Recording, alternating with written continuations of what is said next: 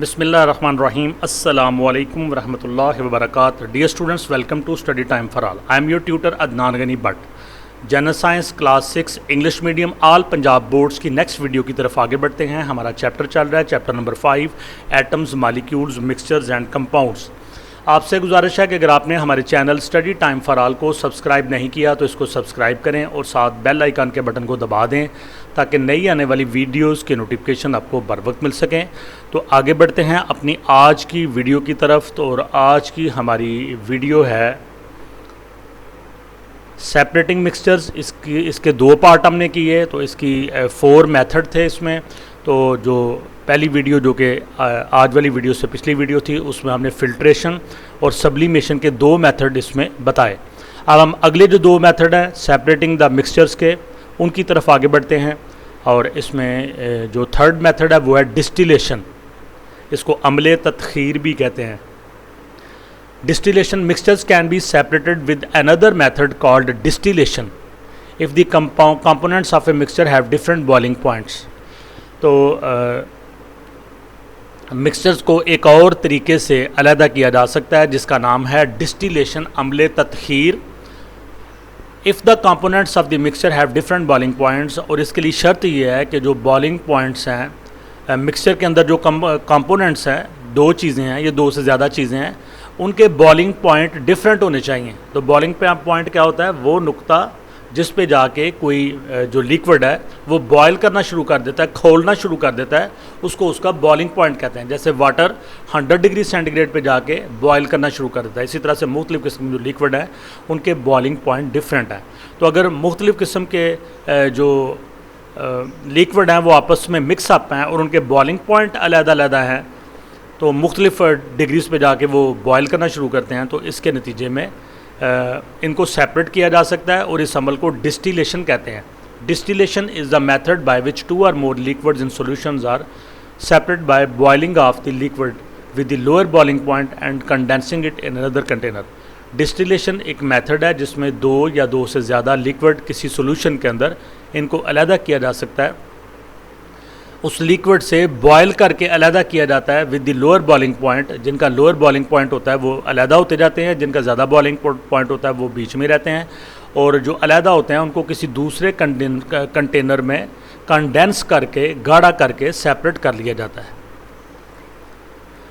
Doctor use distilled water for injections. Doctors injections के लिए distilled water use करते हैं, तो ये भी इसी तरीके से बनाया गया होता है। In some countries like Kuwait and Saudi Arabia sea water is pass through the process of distillation to get drinking water.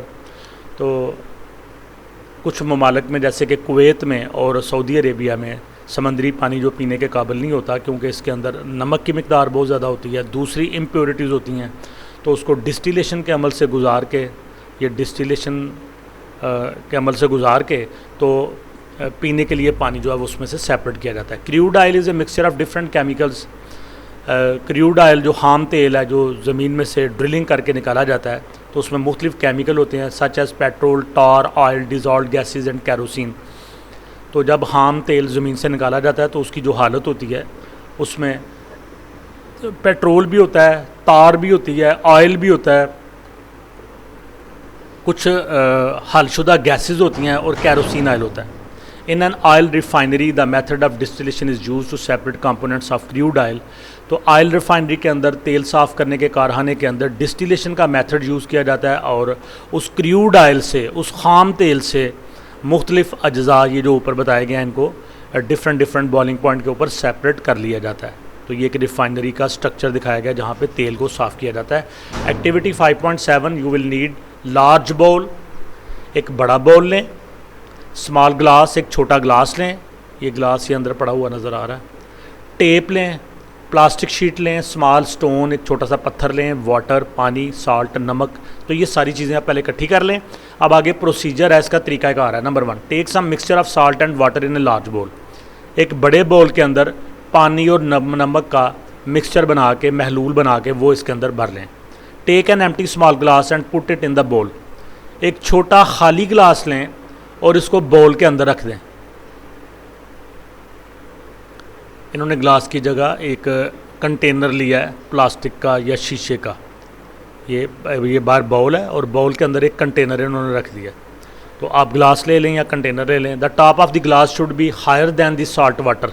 आपने जो पानी भरा हुआ है, तो जो ग्लास आपने इसके अंदर रखा है या फिर वो कंटेनर रखा है, तो वो पानी की सतह से ऊंचा होना चाहिए, पानी उसके अंदर नहीं जाए। Put a cover the top of the bowl with a plastic sheet use tape. अब जो बाउल के बाहर वाला हिस्सा है, इसके ऊपर एक प्लास्टिक शीट लगा के इसके इर्द गिर्द टेप लगा के इसको टोटल कवर कर दें। अब क्या है कि पानी है अंदर और उसके अंदर एक खाली ग्लास है, ग्लास के जो किनारे हैं वो पानी से ऊंचे हैं और ऊपर आपने पेपर शीट लगा दी है। Put A small stone right in the centre of the plastic sheet. अब प्लास्टिक शीट के बिल्कुल सेंटर में एक छोटा सा पत्थर रख दें दबाव डालने के लिए ओवर द ग्लास के ऊपर। The stone will weigh the plastic down. अब पत्थर क्या करेगा, प्लास्टिक को डाउन कर देगा and help you to collect the distilled water, और डिस्टिल्ड वाटर इकट्ठा होना शुरू होगा। Put the apparatus in bright sunshine for a few hours. चंद घंटे के लिए धूप के अंदर ये सारी चीज़ें रख दें। To distilled water from the solution. अब इस सोल्यूशन में से जो पानी है, डिस्टिल्ड वाटर, वो सेपरेट होके तो कतरा कतरा करके बुहारात की शक्ल में जमा होना शुरू हो जाएगा। Take the plastic sheet off. आप ऊपर से प्लास्टिक शीट को अलहदा करें and taste the water that is collected in the glass. और ग्लास के अंदर जो पानी जमा हुआ है उसको टेस्ट करें। Do you think it is salty और फ्रेश। अब आप देखें कि क्या ये साल्टी है या फ्रेश है, तो वो यकीनन पानी फ्रेश होगा। Can you explain the process of separating water from the mixture of salt and water. तो ये ऊपर यही तरीकाकार बताया गया, ये जो डिस्टिलेशन है, तो इससे पानी आपको अलहदा से मिल जाएगा। Number 4 paper chromatography. ये भी एक बड़ा दिलचस्प चीज़ है। इसमें कलर जो है ना मुख्तलिफ मिक्स हुए हैं तो उनको अलहदा किया जाता है। Dyes and inks are mix to make the colours for food, clothes and pens. खुराक के लिए, कपड़ों के लिए, पेन्स के लिए डाइज मुख्तलिफ रंग और इंक्स स्याहियाँ ये आपस में मिक्स की जाती हैं। We can use a method called chromatography to find if the colour in the ink of a pen is a pure dye or a mixture of dies. तो हमारे पास एक तरीका है जिसको क्रोमेटोग्राफी कहते हैं। तो उसके ज़रिए हम ये देख सकते हैं कि किसी इंक के अंदर, पेन की इंक को बनी हुई है, तो उसके अंदर जो कलर हैं वो प्योर डाई है या फिर मिक्सचर ऑफ डाइज हैं, यानी कि एक ही रंग है या कि उसके अंदर 2-3 रंग मुख्तलिफ मिक्स किए गए हैं। तो इस अमल को हम कहते हैं chromatography. Chromatography is the separation of coloured chemicals. तो क्रोमेटोग्राफी एक ऐसा तरीका है जिसके ज़रिए से कलर्ड केमिकल्स को, यानी रंगों के जो केमिकल्स होते हैं, उनको अलहदा किया जा सकता है। It works because some components of a mixture are more soluble than others. ये इस तरह से काम करता है कि कुछ कंपोनेंट्स मिक्सचर के अंदर ऐसे होते हैं जो कि ज़्यादा हल होने वाले होते हैं, सॉल्युबल होते हैं दूसरों के मुकाबले में। In paper chromatography special paper is use to separate the coloured components in a mixture. तो पेपर क्रोमेटोग्राफी में एक ख़ास किस्म का पेपर इस्तेमाल होता है, कागज़ इस्तेमाल होता है, जो अलहदा करता है जो मिक्सचर के कलर्ड कंपोनेंट्स होते हैं उनको। Chromatography only works for soluble dyes. Chromatography का अमल सिर्फ हल होने वाले जो रंग होते हैं, डाइज होती हैं, उनके लिए इस्तेमाल होता है। लाइक दैट इन फूड, जैसे फूड में, एंड पेन, और पेन के अंदर। Not the dyes in the clothes, कपड़ों के अंदर जो रंग इस्तेमाल होते हैं उसके लिए नहीं। The most soluble dyes move faster on a filter paper.